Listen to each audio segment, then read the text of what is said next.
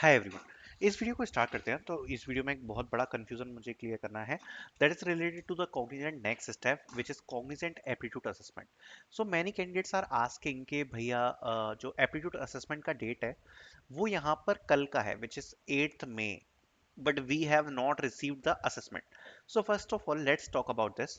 So cognizant का जो aptitude assessment है वो 8th मई की डेट है, which is 8th May and then onwards भी है। मतलब देखो, हो सकता है कि कल यहाँ पर आपको एप्टीट्यूड का असेसमेंट आज रात को आ जाए, लेकिन कल तक मोस्ट प्रोबेबली आपको आ जाएगा।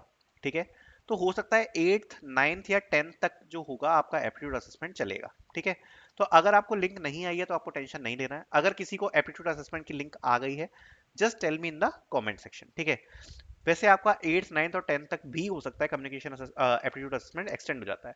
ये मैं उन बच्चों के लिए बात कर रहा हूँ जिनने अभी 5th मई को अपना कम्युनिकेशन असेसमेंट कंप्लीट किया है and they are waiting for the aptitude test.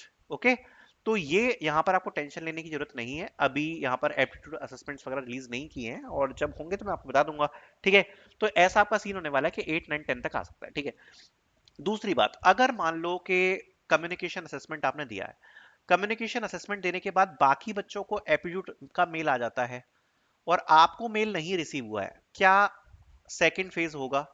तो मुश्किल है, क्योंकि अभी तक जैसा हमें देखने को मिल रहा है जनरली एक फेज ही कंडक्ट कराया जा रहा है कॉग्निजेंट की तरफ से फॉर पर हायरिंग। ठीक है, जैसे 5th मई है ना, तो 5th मई वाली हायरिंग के लिए जनरली यहाँ पर एक फेज हो रहा है। ठीक है, तो जो भी आपको शेड्यूल में डेट दी है, अगर उस वक्त और बच्चों को मेल आ रहा है बट आपको मेल नहीं आया है, लेस चांसेस हैं कि यहाँ पर आपको फ्यूचर में आ जाएगा, बिकॉज अभी तक वो चीज देखने को मिली।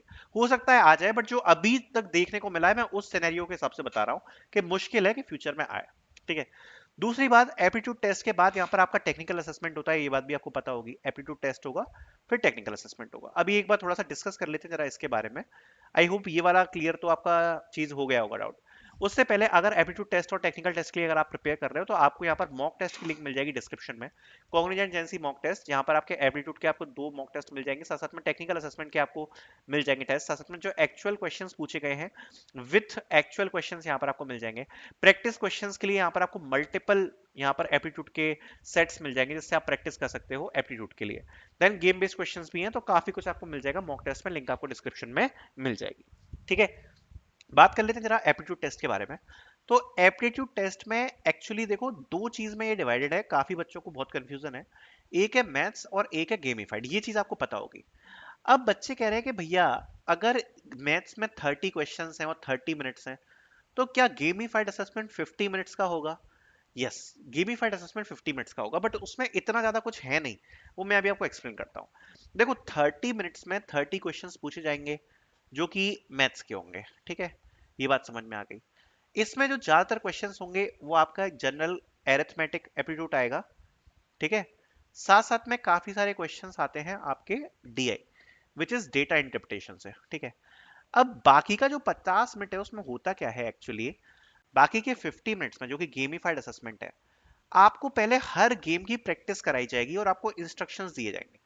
और ये जो इंस्ट्रक्शंस है ना, ये काफी ज्यादा टाइम कंज्यूमिंग है हर गेम को समझाने के लिए। तो टाइम कंज्यूमिंग है, ये बात आपको समझ में आ गई, काफी ज्यादा टाइम कंज्यूमिंग है। साथ साथ में आपको प्रैक्टिस भी कराई जाएगी गेम की।